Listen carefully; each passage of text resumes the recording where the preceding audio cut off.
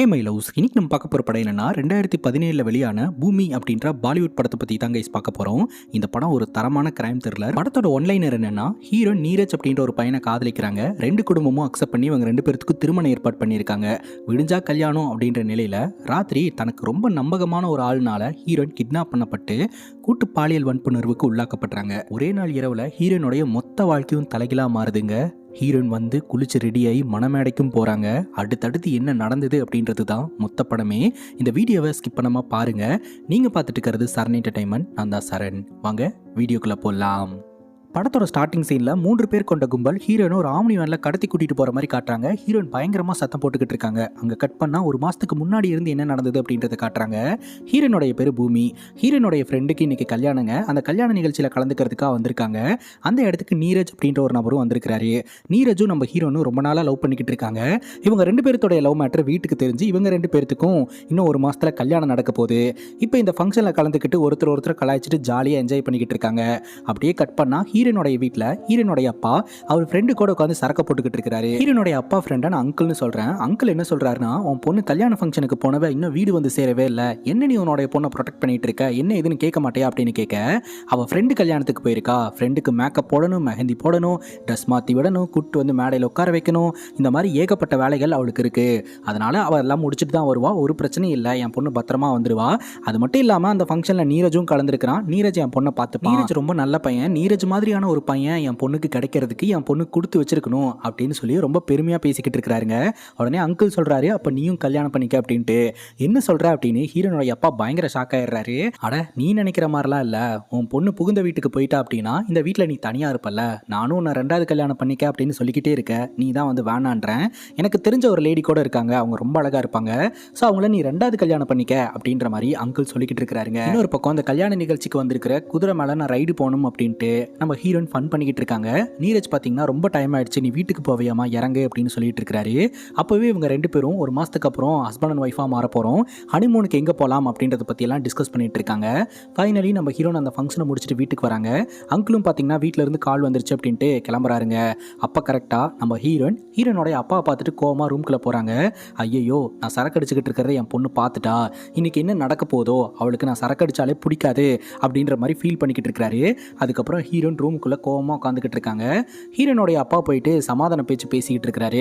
நான் உனக்காக என் கைப்பட சாப்பாடெல்லாம் சமைச்சேன் தெரியுமா அப்படின்ட்டு. சமைச்சு என்ன பிரயோஜனம், நீங்கள் மட்டும்தானே தனியாக உட்காந்து சாப்பிட போகிறீங்க அப்படின்ற மாதிரி கோவமாகவே ரியாக்ட் பண்ணிட்டு இருக்காங்க. உடனே ஹீரோயினுடைய அப்பா வந்து, இன்னும் ஒரு மாதத்தில் நீ புகுந்த வீட்டுக்கு போகிற, அதுக்கப்புறம் நான் இந்த வீட்டில் தனியாக தான் இருப்பேன், உன்னை நான் ரொம்ப மிஸ் பண்ணுவேன் அப்படின்னு எமோஷ்னலாக ஃபீல் பண்ணிவிட்டு உனக்காக ஒரு சர்ப்ரைஸ் இருக்குது அப்படின்னு ஒரு பாக்ஸ் எடுத்துகிட்டு வராருங்க. அந்த பாக்ஸில் பார்த்தீங்கன்னா ஹீரோயினுக்காக செருப்பு இருக்குது. அந்த செருப்பு என் கைப்பட நான் வந்து உனக்காக மட்டுமே வந்து ரெடி பண்ணேன் அப்படின்ற மாதிரி சொல்கிறாரு. அதை பார்த்து ஹீரோனும் ரொம்ப எமோஷனல் ஆயிடுறாங்க. ஆக்சுவலாக ஹீரோனுடைய அப்பா செருப்பு கடை தாங்க வச்சு ரன் பண்ணிக்கிட்டு இருக்கிறாரு. இருந்தாலும் ஹீரோனுக்காக மெனக்கெட்டு கைப்பட வந்து ஒரு செருப்பை ரெடி பண்ணி கொடுத்துருக்காரு அப்படின்னு சொல்லிட்டு ஹீரோனும் ரொம்ப எமோஷனல் ஆயிடுறாங்க. ஹீரோனுக்கு அம்மா இல்லையே அப்படின்ற அந்த ஃபீலிங் கொஞ்சம் கூட வராத அளவுக்கு ஹீரோனுடைய அப்பா ஹீரோனை நல்லாவே பார்த்து பாருங்க. எப்போதுமே காலையில் எழுந்திரிச்சு பூஜை பண்ணிக்கிட்டு இருப்பாரு. அந்த பூஜை பண்ணும்போது ஒரு பாட்டு ஒன்று பாடுவாருங்க. அந்த பாட்டோடைய லிரிக்ஸில் ஒரு லைன் ஒன்று வரும், ஆண் குழந்தை பிறக்கணும் அப்படின்ட்டு. ஹீரோன் அதை தினமும் கவனிக்கிறதுனால ஹீரோனுடைய அப்பா கிட்ட கேட்டுருவாங்க, அது என்னப்பா அந்த லிரிக்ஸில் ஆண் குழந்தை பிறக்கணும்னே இருக்குது, ஏன் பெண் குழந்தை பிறந்தா ஒத்துக்க மாட்டாங்களா, ஏன் பெண் குழந்தைன்னா உங்கள் கூட இருக்க மாட்டாங்க அதானே அப்படின்ற மாதிரி சொல்ல ஹீரோனுடைய அப்பாவும் எமோஷனல் ஆகிறாரு.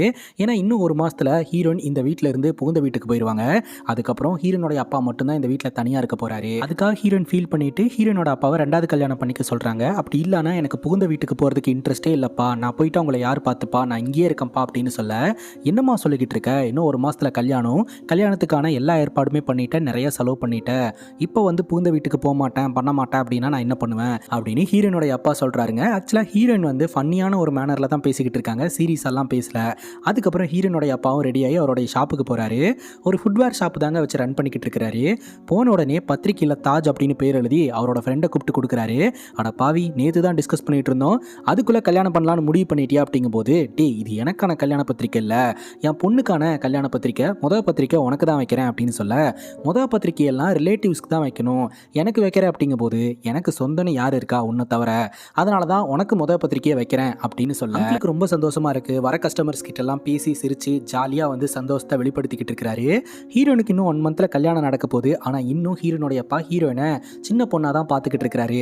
உட்கார வச்சு பெயின் பார்க்கறது, தலை சீவி விடுறது அப்படின்னு சொல்லிட்டு 2 பேர்த்துக்குள்ள ஒரு நல்ல பாண்டிங் இருந்துகிட்டு இருக்குங்க. இதே ஏரியாவில் ஜீத்து அப்படின்ற ஒரு பையன் இருக்கான், சின்ன பையன். அவங்க அப்பா மெடிக்கல் ஷாப் வச்சு ரன் பண்ணிக்கிட்டு இருக்கிறாருங்க. எப்போ பார்த்தாலும் அவங்க அப்பா கிட்டேயும் அவங்க அக்கா கிட்டேயும் சண்டை போட்டுக்கிட்டு ஸ்கூட்டர் எடுத்துட்டு ஏரியாக்குள்ளே இவன் சுற்றிக்கிட்டே இருப்பாங்க. இப்போ கூட பார்த்தீங்கன்னா பூமி அக்கா ஷாப்பிங் போகணும்னு சொல்லியிருந்தாங்க. அவங்கள கூப்பிட்டு நான் மார்க்கெட்டுக்கு போகிறேன் அப்படின்னு சொல்லிட்டு ஜாலியாக ஸ்கூட்டர் எடுத்துட்டு ஹீரோனை பார்க்கறதுக்காக வரான். அப்போ நம்ம ஹீரோயின் பார்த்தீங்கன்னா ஸ்கூட்டரில் உட்காடுறாங்க. இவன் தாறுமாறாக ஓட்டுறான். டே இவ்வளோ ஃபாஸ்ட்லாம் ஓட்டாதரா, கொஞ்சம் பொறுமையாக ஓட்டு அப்படின்னு சொல்ல, சரிக்கா பத்திரமா உட்காந்துக்கோங்க, நான் வந்து பத்திரமா கூப்பிட்டு போயிட்டு வரேன் அப்படின்னு சொல்லிட்டு 2 பேரும் ஷாப்பிங் எல்லாம் போயிட்டு வராங்க. ஹீரோனுடைய அப்பா பக்கத்தில் இருக்கிற ஸ்வீட் கடைக்கு பத்திரிக்கை கொடுக்கறதுக்காக போகிறாங்க. ஆன்ட்டி பத்திரிக்கை வாங்கிட்டு அப்படியே ஹீரோயின் கிட்ட பேச்சு கொடுக்க ஆரம்பிக்கிறாங்க. என் பையன் விஷாலுக்கும் கல்யாண வயசு ஆயிடுச்சுமா, உன் சர்க்கிள்லேயே பொண்ணுங்க யாராவது இருந்தால் கொஞ்சம் பார்த்து சொல்ல அப்படிங்கும் போது, சரிங்க ஆன்ட்டி கண்டிப்பாக சொல்கிறேன் அப்படின்ட்டு ஸ்வீட் சாப்பிட்டுட்டு ஸ்வீட் போதும் அப்படின்னு சொல்லிட்டு பாதிலேயே அந்த இடத்துல இருந்து கிளம்பிடுறாங்க. ஹீரோன் அங்கிருந்து போனதுக்கப்புறம் இந்த ஜீத்து விஷால் கிட்ட பேசிட்டு அங்கிருந்து கிளம்புறான். ஹீரோன் மிச்சம் வச்ச அந்த ஸ்வீட்டை இந்த விஷால் எடுத்து சாப்பிட்றான். அப்போதாங்க தெரிய வருது இந்த விஷாலுக்கு நம்ம ஹீரோயின் மேலே இன்ட்ரெஸ்ட் இருக்குது அப்படின்னு சொல்லிட்டு. அதுக்கப்புறம் இந்த விஷால் பார்த்தீங்கன்னா நேராக ஒரு நபரை மீட் பண்ணுறதுக்காக போகிறான். அந்த நபருடைய பேர் பார்த்தீங்கன்னா தௌலி. இந்த தௌலி அப்படின்றவன் மினி கேங்ஸ்டர் மாதிரி செயல்பட்டு வந்துகிட்டு இருக்காங்க. இல்லீகல் ஆக்டிவிட்டியில் ஈடுபடுறதும் பொண்ணுங்களை வச்சு தப்பான விஷயத்தை பண்ணுறதுமா பண்ணிக்கிட்டு இருக்கான். இவன் கூட பார்த்தீங்கன்னா குலு அப்படின்ற ஒரு நபர் இருக்கிறான். இவன் பார்த்தீங்கன்னா பொண்ணுங்களுடைய முதுகுலெல்லாம் வந்து அவன் பேர் எழுதுறது அப்படின்னு சொல்லிட்டு டேட்டா போட்டுக்கிட்டே இருப்பாங்க எப்போ பார்த்தாலும். இந்த ஒரு சுச்சுவேஷனில் தான் விஷால் பார்த்தீங்கன்னா தௌலியை மீட் பண்ணுறதுக்காக வரான். விஷால் வந்து இந்த தௌலிக்கு ரொம்ப வேண்டப்பட்ட பையன். விஷயம் தெரியுமா, ஹீரோனுக்கு கல்யாணம் அப்படின்னு அவன் சொல்கிறான். நல்ல விஷயம் தானடா அப்படின்னு சொல்ல, என்ன நல்ல விஷயம், நான் ஹீரோனை காதலிச்சேன், நான் காதலை கூட அவகிட்ட சொன்னேன், அந்த காதலை அவள் ஏற்றுக்கவே இல்லை, ஆனால் இப்போ வேற ஒரு பையனை அவள் கல்யாணம் பண்ணிக்க போறா அப்படின்னு சொல்ல, உனக்கு என்ன அவள் வேணும் அவ்வளோ தானே, நிச்சயதார்த்தம் தானே முடிஞ்சிருக்கு, இன்னும் அவள் கழுத்தில் தாலியெல்லாம் ஏறல, டைம் இருக்கு, நீ என்ன பண்ணுற, மறுபடியும் போய் அவகிட்ட ப்ரப்போஸ் பண்ணு, அவள் அக்செப்ட் பண்ணல அப்படின்னா அவளை தூக்கிடலாம், உனக்கு நான் இருக்கேன், நான் பார்த்துக்கிறேன் அப்படின்னு இந்த தௌலி சொல்கிறான். சொன்ன மாதிரியே பார்த்தீங்கன்னா ஒரு ஃபங்க்ஷனில் இந்த விஷால் கலந்துக்கிறான். ஹீரோயின் கிட்ட ரோஸ் கொடுக்க ஹீரோயின் வாங்கிக்கிறாங்க. அதுக்கப்புறம் ஹீரோயின் கிட்டே அவன் ப்ரப்போஸ் பண்ணுறான். ஹீரோயின் டென்ஷன் ஆயிடுறாங்க. அப்படியே கையை பிடிச்சி இழுத்துட்டு வந்து ஆட்டோவில் உட்கார வச்சு, உனக்கு எத்தனை தடவை சொல்கிறது, எனக்கு கல்யாணம் ஆக போகுது, இப்போ வந்து ப்ரப்போஸ் பண்ணிட்டு இருக்க, அறிவு இருக்கா இல்லையா அப்படின்னு சொல்ல திரும்பவும் அவன் ஃபோர்ஸ் பண்ணுறான். ஹீரோயின் பலார்னு ஒரு அற விட்டுறாங்க. உமலெல்லாம் இன்ட்ரெஸ்டே கிடையாதுடா விஷாலு, போய் உன் வேலையை பாடுறா அப்படின்ற மாதிரி ஹீரோயின் திட்டி அமுச்சு வச்சிடறாங்க. இது விஷாலுக்கு பயங்கரமான கோவத்தை கிரியேட் பண்ணிடுதுங்க. இப்போ ஹீரோயின் பார்த்தீங்கன்னா அவங்க அப்பா மீட் பண்ணுறதுக்காக வர, அப்பா வந்து நான் குடிக்கவே இல்லை, ஜூஸ் தான் குடிக்கிறேன் அப்படின்னு சொல்லி சமாளிச்சுக்கிட்டு இருக்கிறாரு. கொடுங்க அந்த ஜூஸை நான் குடிச்சு பார்க்குறேன் அப்படின்னு சொல்லி குடிச்சா அதில் வந்து சரக்கு இருக்கிறது ஹீரோனுக்கு தெரிய வருதுங்க. அதுக்கப்புறம் ஹீரோனும் ஹீரோனுடைய அப்பாவும் ரொம்ப எமோஷ்னலாக பேசிக்கிட்டு இருக்காங்க. ஸோ கூடிய சீக்கிரம் வந்து இந்த வீட்டை விட்டு ஹீரோயின் போயிடுவாங்க. அதுக்கப்புறம் ஹீரோனுடைய அப்பா தனியாக தான் இருக்க போகிறாரு அப்படின்ட்டு. அதுக்கப்புறம் பார்த்தீங்கன்னா அடுத்த நாள் ஹீரோயின் வந்து ஹீரோனுடைய பாய் ஃப்ரெண்டான நீரஜுக்கு ஃபோனை போட, அவர் வந்து ஷாப்பிங்கில் பிஸியாக இருக்கிறாரு அப்படின்றது தெரிய வருது. பிஸியாகவே இரு, ரொமான்டிக்காகவே இருக்க மாட்டேன்ற அப்படின்னு சொல்ல, கரெக்டாக G2ல வந்து என்னக்கா பிரச்சனை, எதுனாலும் சொல்லுங்கள் சால்வ் பண்ணிக்கலாம் அப்படிங்கும்போது, அதெல்லாம் ஒன்றும் இல்லடா அப்படின்னு சொல்லிட்டு, எனக்கு ஒரு மாதிரி தூக்கம் வர மாதிரி இருக்குது, இங்கேருந்து வீட்டுக்கு போகலாம், என்னை கொண்டு போய் வீட்டில் விட்டுறியா அப்படின்னு சொல்ல, சரி வாங்கக்கா நான் கொண்டு போய் விட்டுறேன் அப்படின்னு சொல்ல, நம்ம ஹீரோயின் பார்த்தீங்கன்னா ஜீத்தோடைய ஸ்கூட்டரில் போக ஆரம்பிக்கிறாங்க. எப்போதுமே பார்த்தீங்கன்னா ஹீரோயின் ஸ்லோவாக போன்னு தான் சொல்லுவாங்க. ஆனால் இந்த வாட்டி ரொம்ப வேகமாக போ ஜீத்து, சீக்கிரமாக வீட்டுக்கு போகணும் ஜீத்து அப்படின்னு சொல்லிக்கிட்டே இருக்கிறாங்க. ஜீத்து பார்த்தீங்கன்னா ஒரு இடத்துல வண்டியை நிப்பாட்டுறான். இதுக்கு மேலே என்னால் அடக்க முடியாதுக்கா, ஒரே நிமிஷம் வந்தார இருங்க அப்படின்னு சொல்லிட்டு அவன் பாட்டுக்கு ஒன்று கடிக்கிறதுக்காக காட்டுக்குள்ளே போகிறான். போயிட்டு ரிட்டர்ன் வந்து பார்த்தா வண்டி மட்டும்தான் இருக்குது. அந்த இடத்துல ஹீரோனை காணோம். அக்கா அக்கா அப்படின்னு சொல்லி சத்தம் போட்டுக்கிட்டு இருக்கான். அந்த இடத்துல ஹீரோனை காணுங்க. அங்கே கட் பண்ணால் பக்கத்தில் இருக்கக்கூடிய சினிமா தேட்டருக்கு இந்த விஷால் நம்ம ஹீரோனை கடத்தி கூப்பிட்டு வந்திருக்கிறான். ஆக்சுவலாக ஹீரோயின் சாப்பிட்ட ஸ்வீட்டில் ஏதோ ஒன்று கலந்துருக்காங்க. ஸோ அதனால தான் பார்த்தீங்கன்னா ஹீரோன் ஒரு மாதிரி ரியாக்ட் பண்ணிட்டு இருக்காங்க. சீக்கிரம் வீட்டுக்கு போன்னு ஜீத்து கிட்ட சொல்லிட்டு இருந்திருக்காங்க. ஆனால் வர வழியிலேயே பார்த்தீங்கன்னா இந்த விஷால் ஹீரோனை கடத்திட்டு வந்து இந்த தியேட்டரில் வச்சு, நான் வந்துட்டு மரியாதையாக தானே ப்ரப்போஸ் பண்ணேன், நீ என் காதலை ஏற்றுக்கவே இல்லை, ஏன் ஏற்றுக்கல அப்படின்னு சொல்லி கேள்வி கேட்டுக்கிட்டு இருக்க. அந்த தியேட்டருக்குள்ளே இன்னும் 2 பேர் உட்காந்துக்கிட்டு இருக்கானுங்க. வேற யாரும் இல்லை, இந்த தௌலியும் குலுவும். என்னடா பேசிக்கிட்டே இருக்கிற, வேலையை ஆரம்பிடா அப்படின்ற மாதிரி சொல்ல, இந்த விஷால் பார்த்தீங்கன்னா ஹீரோனை அங்கே வச்சே பாலியல் வன்புணர்வு பண்ணிடுறான். அதுக்கப்புறம் எதையோ சாதிச்ச மாதிரி போய் உட்காந்து சிரிச்சுக்கிட்டு இருக்கிறாங்க. உடனே தௌலி எழுந்திரிச்சு வரான். நீயுமானா அப்படின்னு இந்த குலி கேட்க, ஆமா அப்படின்னு சொல்லிட்டு அவனும் இந்த மாதிரி பண்ணுறான். அதுக்கப்புறம் அந்த குலுவும் வந்து ஹீரோனை பாலியல் வன்புணர்வு பண்ணிடுறானுங்க. கடைசியில் ஹீரோனை கொன்றலாம் அப்படின்னு சொல்லி பிளான் பண்ணுறானுங்க. தவுளி பார்த்திங்கன்னா அதெல்லாம் ஒன்றும் தேவையில்லை அப்படின்னு சொல்லிட்டு அந்த இடத்துலேருந்து இவனுங்க 3 பேரும் கிளம்பி போயிடுறானுங்க. அடுத்த நாள் காலையில் தான் பார்த்திங்கன்னா ஹீரோனுக்கு அந்த கான்சியஸ்னஸே வருதுங்க. அப்போ தான் தெரிய வருது தனக்கு ஒரு அநீதி நடந்திருக்கு அப்படின்ட்டு. அப்படியே அழுதுகிட்டே அந்த தேட்டர்லேருந்து வீட்டுக்கு கிளம்பி போகிறாங்க. வீட்டில் பார்த்திங்கன்னா ஃபங்க்ஷனுக்கான ஏற்பாடு எல்லாமே நடந்துக்கிட்டு இருக்கு. ஹீரோ நேராக பாத்ரூம்குள்ளே போயிட்டு குளிக்கிறாங்க. குளிச்சுக்கிட்டே இருக்காங்க. தண்ணி தீந்து போச்சு. அதுக்கப்புறமும் உள்ளே உட்காந்து அழுதுகிட்டே இருக்கிறாங்க. அதுக்கப்புறம் பெட்ஷீட்டை பூத்திட்டு ஒரு மாதிரி உட்காந்துக்கிட்டு இருக்காங்க. உள்ளே வந்த ஒரு லேடிக்கு பார்த்திங்கன்னா ஹீரோனுக்கு இந்த மாதிரி ஒரு அநீதி நடந்திருக்கு அப்படின்னு தெரிஞ்சு போச்சு.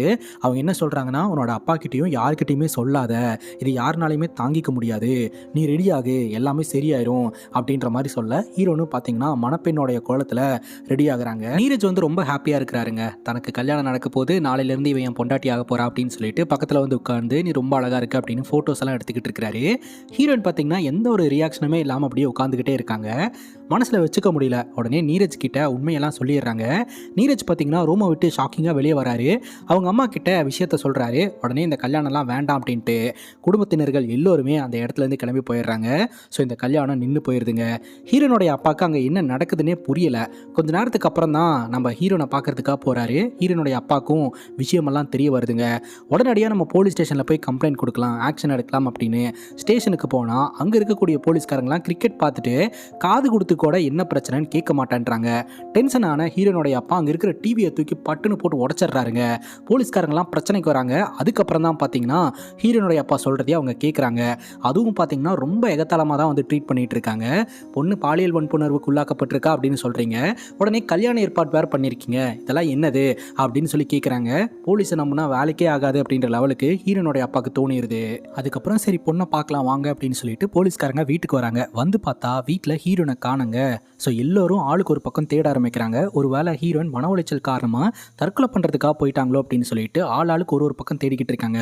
பட் உண்மையிலேயே என்ன நடந்திருக்கும் அப்படின்னு பார்த்தீங்கன்னா, நம்ம ஹீரோயினை மறுபடியும் இந்த 3 பேர் வந்து கடத்தி கூப்பிட்டு போயிருந்திருக்கானுங்க. ஒரு இடத்துல வச்சு இந்த மாதிரி உன்னை வந்து வன்புணர்வு பண்ண 3 பேர் யாருன்னு எனக்கு தெரியும் அப்படின்னு ஒருத்தன் சொல்கிறான். யாருன்னு பார்த்தா அங்கே நின்றுட்டு இருக்கிறது இந்த தவுலியோட ஆள் குலு தான். அதில் நானும் ஒருத்தன் அப்படின்ற மாதிரி சொல்கிறான். யார் இதை பண்ணா அப்படின்னு இவ்வளோ நாள் ஹீரோனுக்கு தெரியாமல் இருந்திருக்கு. இந்த 3 பேரும் அந்த இடத்துக்கு வந்து ஹீரோயின் கிட்ட நாங்கள் தான் இதை பண்ணணும், ஆனால் நீ வந்து போலீஸ் கிட்ட போயிருக்கக்கூடாது, நீ போலீஸ் கிட்ட போய் தப்பு பண்ணிட்ட, அதனால உன்னை கொல்ல போகிறோம் அப்படின்னு சொல்லி ஹீரோனை கொல்றதுக்கு முயற்சி பண்ணிக்கிட்டு இருக்காங்க. ஆனால் அப்போ பார்த்தீங்கன்னா ஹீரோயின் அவனுங்க 3 பேர்த்துக்கிட்ட இருந்து தப்பிச்சு ஓட ஆரம்பிக்கிறாங்க. ஃபைனலி ஒரு பிரிட்ஜ் கிட்ட வந்துட்டாங்க. அந்த பிரிட்ஜோடைய அனதர் ரெண்டு வந்து பூட்டி இருக்கிறதுனால ஹீரோயின் அந்த இடத்துல இருந்து தப்பிக்க முடியாமல் பிரிட்ஜில் இருந்து கீழே குதிச்சிடலாம் அப்படின்ட்டு இறங்குறாங்க. அப்போ ஹீரோனுடைய ஹேரை இவனுங்க பிடிச்சிக்கிறானுங்க. ஒரு கட்டத்துக்கு மேலே ஹீரோனுடைய ஹேரை அறுத்து அப்படியே இவனுங்களே தள்ளி விட்டு மேலேருந்து ஷூட் பண்ண ஆரம்பிக்கிறாங்க. ஸோ தண்ணிக்குள்ளே இருக்கிற நம்ம ஹீரோயின் மேலே புல்லட் பட்டு இறந்துருவாங்க அப்படின்ட்டு. பட் ட்விஸ்ட் என்னன்னா ஹீரோயின் மேலே புல்லட் படலை, ஆனால் ஹீரோயின் ஆழத்துக்குள்ளே போயிட்டாங்க. ஹீரோனுடைய அப்பா வீட்டில் உட்காந்து அழுதுகிட்டு இருக்கிறாரு. என் பொண்ணை கடைசி வரைக்கும் காப்பாற்ற முடியாமல் போயிடுச்சு அப்படின்னு சொல்லிட்டு. அங்கே கட் பண்ணால் இந்த தப்பை பண்ண இந்த 3 பேரும் பார்த்தீங்கன்னா பப்புக்கு போயிட்டு ஜாலியாக என்ஜாய் பண்ணிக்கிட்டு இருக்கானுங்க. ஹீரோனோட கதை முடிஞ்சு போச்சு. இனி இவனுங்க 3 பேரும் மாட்ட மாட்டானுங்க அப்படின்ட்டு அங்கே தாங்க இன்னொரு ட்விஸ்ட் நடக்குது. ஹீரோயின் பார்த்தீங்கன்னா ஒரு கரையோரத்தில் தள்ளப்படுறாங்க. அப்போ சேரோட அப்படியே கஷ்டப்பட்டு ஹீரோயின் எழுந்துருச்சு. போகிற வர காரை வந்து கை நீட்ட ஆரம்பிக்கிறாங்க. ஸோ ஃபைனலி பார்த்தீங்கன்னா ஒரு நபர்னால ரெஸ்கியூ பண்ணப்பட்டு ஹீரோயின் ஹாஸ்பிட்டலில் அட்மிட் செய்யப்படுறாங்க. அந்த இடத்துக்கு நம்ம ஹீரோயினோட அப்பா வராரு. பக்கத்தில் இருந்து என்ன ஏதுன்னு பார்த்துக்கிட்டு இருக்கிறாரு. இந்த 3 பேர்த்துக்கும் தகவல் தெரிய வருது ஹீரோயின் பொழைச்சிட்டாங்க அப்படின்னு சொல்லிட்டு. ஹீரோயின் உயிரோடு இருக்கிறது நல்லதில்லை அப்படின்ற மாதிரி 3 பேரும் பயங்கர ஷாக் ஆகுறானுங்க. இப்போ நம்ம ஹீரோயினோடைய அப்பா ஹீரோயின் கிட்ட அன்னைக்கு ராத்திரி என்ன நடந்ததுன்னு நீ சொல்லுமா, நீ சொல்கிறத வச்சு தான் அவங்களுக்கு தண்டனை வாங்கி தர முடியும் அப்படின்னு சொல்ல ஹீரோயின் டீட்டெயிலாக என்ன நடந்தது அப்படின்ற எல்லாத்தையும் ஹீரோனுடைய அப்பா கிட்ட சொல்லிடுறாங்க. ஹீரோயின் சொன்ன விஷயத்தையெல்லாம் வச்சு போலீஸில் வந்து கேஸ் கொடுக்குறாங்க. ஸோ ஃபைனலி இந்த ஒரு வழக்கு கோர்ட்டுக்கும் வருதுங்க. கோர்ட்டில் பார்த்தீங்கன்னா ஒரு லேடி லாயர் வந்து அந்த 3 பேர்த்துக்கு சாதகமாக வாதாடுறாங்க. ஹீரோனுடைய அப்பாவை கூண்டில் ஏற்றி கேள்வி மேலே கேள்வி கேட்டுட்டு இருக்காங்க. ஆக்சுவலாக நம்ம ஹீரோனும் இந்த விஷாலும் லவ் பண்ணிக்கிட்டு இருந்தாங்களாம். இது ஹீரோனுடைய அப்பாவுக்கு பிடிக்கலையா, அதனால தான் பார்த்தீங்கன்னா நீரஜ் கூட கல்யாண ஏற்பாடு பண்ணாங்க. அவர் டாக்டர் அப்படின்னு சொல்லி ஆசைப்பட்டு தான் இவர் வந்து ஃபோர்ஸ் பண்ணி கல்யாணம் பண்ணி வச்சாரு அப்படின்ற மாதிரி சொல்ல ஹீரோனுடைய அப்பா டென்ஷன் ஆயிடுறாரு. அவங்க 2 பேரும் லவ்வே பண்ணல, நீரஜும் என் பொண்ணு தான் கல்யாணம் பண்ணாங்க அப்படிங்கும்போது நீரஜை லவ் பண்ணுறதுக்கு முன்னாடி அவன் லவ் பண்ணிக்கிட்டு இருந்தா அப்படின்ற மாதிரி அந்த லேடி பேசுகிறாங்க. அது மட்டும் இல்லாமல் இவங்க 3 பேரும் வந்து ரேப் பண்ணதான் வந்து நீங்கள் சொல்கிறீங்க, ஆனால் மெடிக்கல் ரிப்போர்ட்டில் ரேப் பண்ணதுக்கான ஆதாரமே கிடைக்கல அப்படின்ற மாதிரி சொல்கிறாங்க. ஏன்னா ரொம்ப நாள் ஆயிடுச்சு இல்லையா, ஏன்னா இவங்க ஆற்றுல குதிச்சு அதுக்கப்புறம் வெளியே வந்து ஸோ இந்த டைம்லலாம் வந்து அந்த எவிடன்ஸ் எல்லாமே வேனிஷ் ஆகிருக்கும். அதனால் மெடிக்கல் ரிப்போர்ட்டில் இவங்க 3 பேர் இந்த மாதிரி பண்ணியிருக்காங்க அப்படின்னு ப்ரூவ் பண்ண முடியல. அதனால் இந்த பொண்ணு அவங்க அப்பாவும் சேர்ந்து இந்த 3 பேருக்கு எதிராக வேணுனே தான் கேஸ் போட்டிருக்காங்க. நார்மலாகவே நம்ம ஹீரோன்னு ஒரு கேரக்டர்லெஸ் ஸ்கேலு அப்படின்ற மாதிரி மாதிரி அந்த லாயர் பேச ஆரம்பிச்சிடுறாங்க. கட்டுப்பான ஹீரோனோட அப்பா எழுந்திருச்சு, போதும் நிப்பாட்டுங்க, நீ வாமா போயிடலாம் அப்படின்ற மாதிரி சொல்ல ஜட்ஜு வந்து திட்டுறாரு. இது வந்து கோர்ட்டை அவமானப்படுத்துற மாதிரி இருக்கு அப்படின்ட்டு. இது கோர்ட்டை தான் அவமானப்படுத்துற மாதிரி இருக்கா, என்னையும் என் பொண்ணையும் அவமானப்படுத்துற மாதிரி இல்லையா? எப்படிங்க நீங்கள் ஒரு லேடி லாயராக இருந்துட்டு இவங்களை கேரக்டர்லெஸ் பொண்ணு அப்படின்னு சொல்லி அசால்ட்டாக பேசுறீங்க? எப்படி உங்களுக்கு பேச மனசு வருது அப்படின்னு சொல்லிட்டு நாங்கள் வந்து இந்த கேஸை வாபஸ் வாங்கிடுறோம். என் பொண்ணு ரேப் பண்ணப்பட்டிருக்கா, அட்லீஸ்ட் இப்போ உயிரோடவாது இருக்கா இல்லையா, எனக்கு அது போதும், என் பொண்ணை கூட்டிகிட்டு நான் போயிடுறேன், இந்த கேஸை வாபஸ் வாங்கிக்கிறேன், உங்ககிட்ட நான் மன்னிப்பும் கேட்டுக்கிறேன் அப்படின்ட்டு இந்த 3 பேர்த்துக்கிட்டையும் நம்ம ஹீரோனுடைய அப்பாவும் ஹீரோனும் மன்னிப்பு கேட்குறாங்க. அப்போ இந்த தௌலி பார்த்திங்கன்னா ஒரு மாதிரி எகத்தலமாக பேசி அனுப்பி வைக்கிறான். ஹீரோனுடைய அப்பாவும் ஏகப்பட்ட மன உளைச்சலோட வீட்டுக்கு வராங்க. சரி, நார்மலான வாழ்க்கையை லீடு பண்ணலாம் அப்படின்னு சொல்லிட்டு முயற்சி பண்ணுறாங்க. இது ஒர்க் அவுட் ஆகுதா அப்படின்னு கேட்டிங்கன்னா ஒர்க் அவுட் ஆகலைங்க. ஹீரோனுடைய அப்பா கோர்ட்டில் வந்து நல்லாவே பேசிட்டு வந்துட்டாரு. ஆனால் வீட்டில் வந்து தினம் தான் பொண்ணோடைய நிலைமையை நினச்சி ரொம்பவே கவலைப்பட்டுக்கிட்டு இருக்கிறாரு. அப்போ ஹீரோனே வந்து நார்மலாக பேசுகிறாங்க. விடுங்கப்பா, நீங்கள் சொன்னது தான், அட்லீஸ்ட் நான் இப்போ உயிரோடவாது இருக்கிறேன்ல அப்படின்னு சொல்லிட்டு 2 பேரும் இப்படி கொஞ்சம் நார்மல் ஆகிறதுக்கு முயற்சி பண்ணுறாங்க. இப்போ ஹீரோனுடைய அப்பாவும் சைலண்ட்டாக போயிடலாம் அப்படின்ற ஒரு நிலையில் இருக்கும்போது மறுபடியும் இவனுங்க 3 பேரும் பிரச்சனை பண்ணுற மாதிரியான விஷயங்கள்லாம் பண்ண ஆரம்பிக்கிறாங்க. ஹீரோனுடைய வீட்டுக்கு வெளியில் இருக்கக்கூடிய செவுத்தில் வந்து ஹீரோனுடைய பேர் எழுதி ஃபோன் நம்பர்லாம் எழுதி வச்சு அசிங்கமாக ஹீரோனை ப்ரோட்ரேட் பண்ணிகிட்டு இருக்காங்க. ஊருக்காரங்கெல்லாம் ஒரு மாதிரி ஹீரோனை பார்த்துக்கிட்டு இருக்காங்க. ஹீரோயின் பார்த்தீங்கன்னா எழுதி வச்சதை அழிக்கிறதுக்கு முயற்சி பண்ணும்போது கரெக்டாக அந்த இடத்துக்கு நீரஜ் வராரு. ஹீரோயின் கிட்ட பேச முயற்சி பண்ணுறாரு. ஹீரோயின் வந்து சொல்கிறாங்க, அப்போ நீ எங்கே போன, இப்போ மட்டும் வந்திருக்க அப்படிங்கும்போது என்னை மன்னிச்சுக்க, நான் உன்கிட்ட பேசணும்னு நினைக்கிறேன் அப்படின்ற மாதிரி சொல்ல, சரி இந்த செவத்தில் எழுதி இருக்கிறத அழி அப்படின்னு சொல்ல இவருக்கு அழிக்கிறதுக்கு மனசு வர மாட்டேது. தலை குனிஞ்சு நின்றுட்டு இருக்கிறாரு.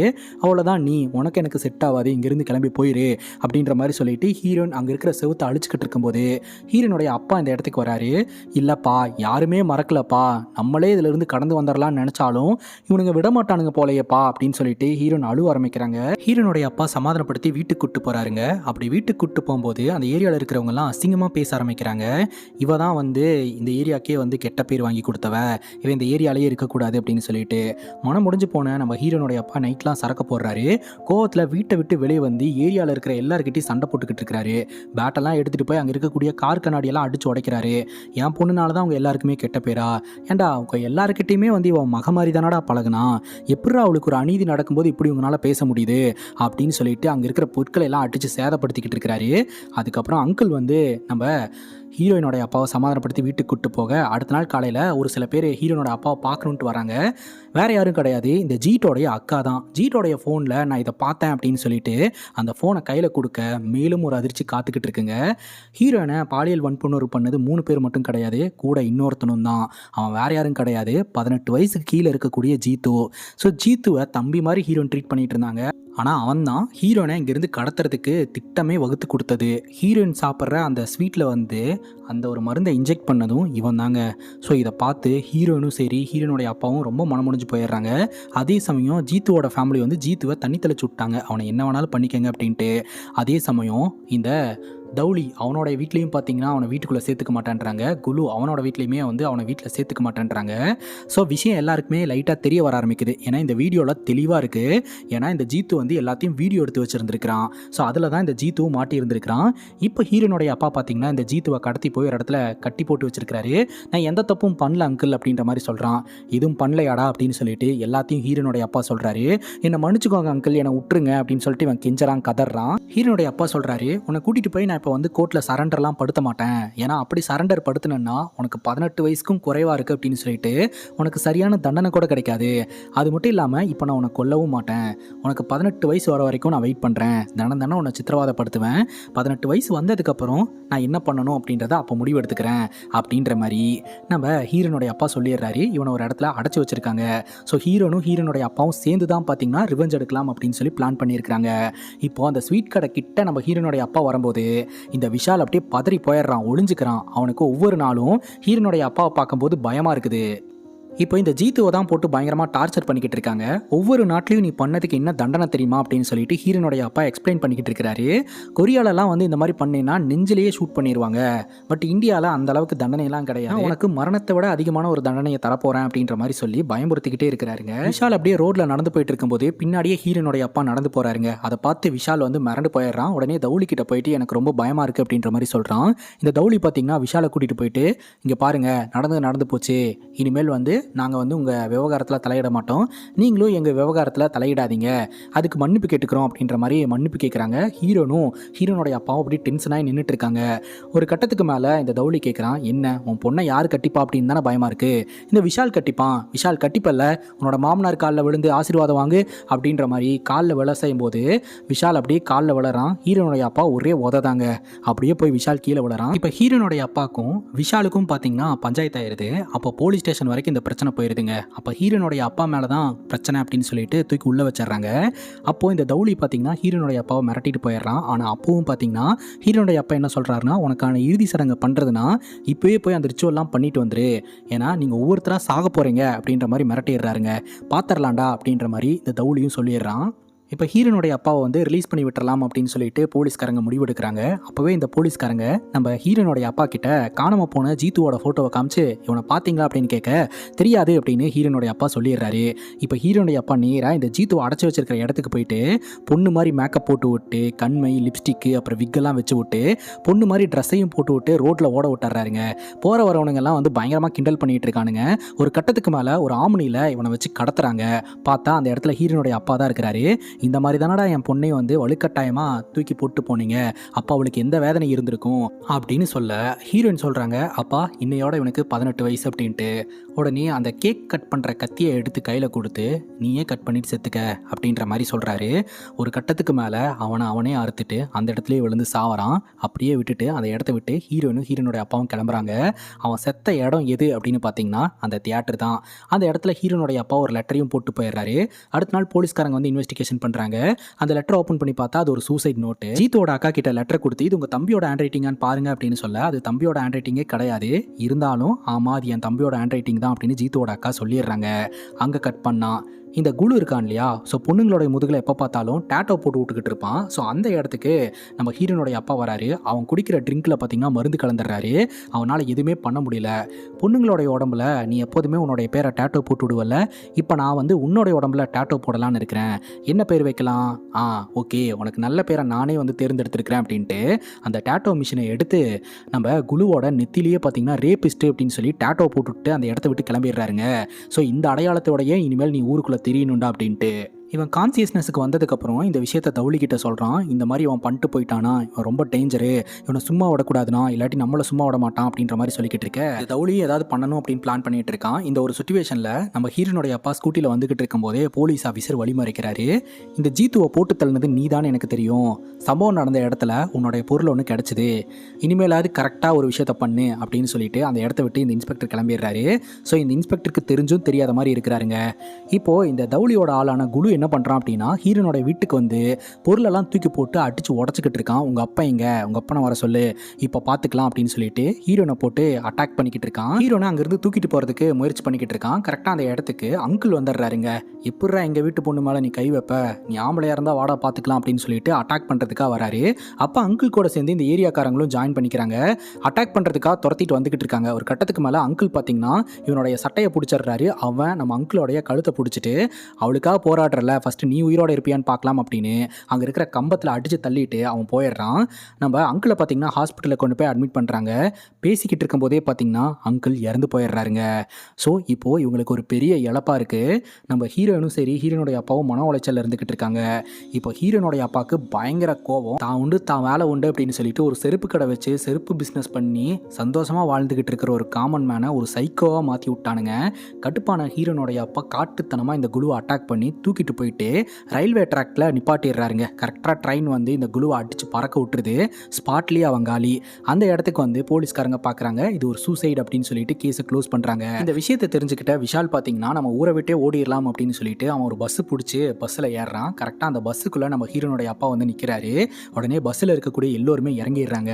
அப்போ பஸ்ஸுக்குள்ளே உட்காந்துக்கிட்டு இருக்கிற விஷாலை நம்ம ஹீரோனுடைய அப்பாவும் மிரட்ட ஆரம்பிக்கிறாங்க. அப்போ வந்து விஷால் வந்து நான் தப்பு பண்ணிட்டேன், என்னை மன்னிச்சுக்கோங்க, என்னை விட்டுருங்க, எனக்கு வாழணும்னு ஆசையாக இருக்குது, என்னை கொன்றாதீங்க அப்படின்ற மாதிரி கெஞ்சிக்கிட்டே இருக்கான். உடனே ஹீரோனுடைய அப்பா பார்த்தீங்கன்னா அவன் கையில் கத்தியை கொடுத்து உனக்கு 2 ஆப்ஷன், ஒன்று உன் தலையை கட் பண்ணி நீயே செத்து போயிரு, அப்படி இல்லைன்னா உன்னோட உறுப்பை கட் பண்ணிடு, அவ்வளோதான், இதுக்கு மேலெல்லாம் பேச்சே கிடையாது அப்படின்னு சொல்ல உடனே அந்த கத்தியை வாங்கி அவனோட உறுப்பை அவனே கட் பண்ணி அந்த இடத்துல பயங்கரமாக கதறிக்கிட்டு இருக்கான். கரெக்டாக அந்த இடத்துக்கு இந்த தௌலி வந்து ஆளுங்களெல்லாம் கூட்டிகிட்டு வந்துட்டு இப்போ வாடா பார்த்துக்கலாம் அப்படின்னு சொல்லிட்டு ஹீரோனை பிடிச்சி வச்சுக்கிறான். அப்போ ஹீரோனுடைய அப்பா தௌலி எதிர்த்து பயங்கரமாக சண்டை போடுறாருங்க. அப்போ ஒரு இரும்பு ராடு எடுத்துகிட்டு வந்து ஹீரோனுடைய அப்பா வயிற்றுலேயே அவன் குத்திடுறான். இதுக்கு மேலே ஹீரோனுடைய அப்பானால் சண்டை போட முடியல, அப்படியே கீழே விழுந்து கிடக்கிறாரு. ஸோ அவனுங்க பார்த்தீங்கன்னா ஹீரோனுடைய அப்பா முன்னாடியே கஷ்டப்படுத்த ட்ரை பண்ணுறானுங்க. ஒரு கட்டத்துக்கு மேலே ஹீரோனுடைய அப்பா அந்த குறை உசுரை பிடிச்சிக்கிட்டு வந்து இவனை போட்டு அடின்னு அடிக்க ஆரம்பிக்கிறாரு. அந்த இரும்பு ராடாலேயே அவனை குத்த ஆரம்பிக்கிறாரு. ஒரு கட்டத்துக்கு மேலே எல்லோரும் பயந்து ஓடிடுறானுங்க. ஸோ நம்ம ஹீரோனுடைய அப்பா என்ன பண்ணுறாரு அப்படின்னா, இந்த தௌலி இருக்கான் இல்லையா, அவனை பிடிச்சி அப்படியே இழுத்துட்டு கோயில்கிட்ட வராருங்க. ஸோ கோயில் ஃபங்க்ஷன் ஒன்று நடந்துக்கிட்டு இருக்குது. அங்கே ஒரு குளம் ஒன்று இருக்குது, கோயில் குளம் ஒன்று இருக்குது. அந்த கோயில் குளத்தில் பிடிச்சி தள்ளி விட்டுறாருங்க.